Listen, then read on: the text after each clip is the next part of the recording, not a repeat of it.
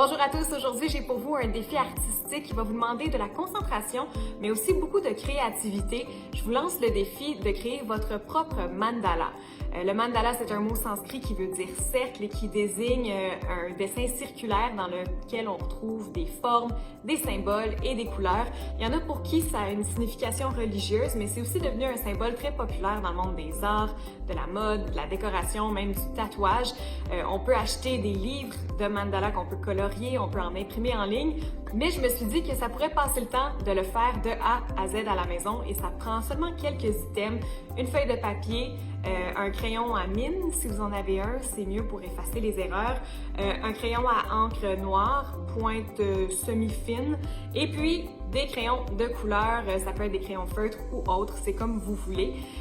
Si vous avez un compas ou une règle, ce sera plus facile. Autrement, on peut quand même y parvenir avec quelques petits trucs.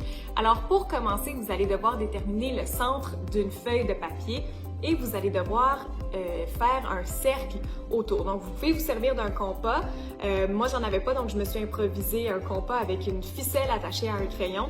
Et là, vous faites plusieurs cercles de façon aléatoire, donc du plus grand cercle au plus petit. Ensuite, à l'aide d'une règle ou d'une feuille de papier, vous allez dessiner des axes, donc des lignes qui passent tout à travers le centre, un petit peu comme si vous coupiez des pointes de tarte. Et lorsque c'est fait, vous pouvez commencer à dessiner des motifs qui se répètent dans chacune des sections circulaires. Laissez libre cours à votre imagination. Si vous manquez d'imagination, il y a aussi plein d'exemples sur le web que vous pouvez trouver pour savoir un petit peu comment remplir chacun des espaces. Une fois que c'est fait, si vous l'avez fait au crayon à mine, vous pourriez effacer les traits que vous voulez effacer. Vous pourriez aussi repasser avec un crayon noir pour vraiment définir chacune des lignes, chacun des motifs. Et c'est là que la partie amusante entre en jeu.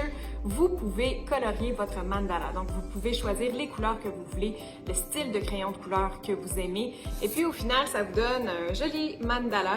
Comme je disais, si vous allez sur le web, il y a plein d'idées de motifs ou même de formes de mandala. Donc, nous, on a fait la forme circulaire qui est un petit peu plus simple. Il y en a d'autres qui vont mettre vraiment des fleurs, qui vont ajouter des détails autour du cercle, qui est encore plus joli. Alors, partagez avec nous vos créations, puis on se retrouve très bientôt avec d'autres propositions d'activités à faire à la maison.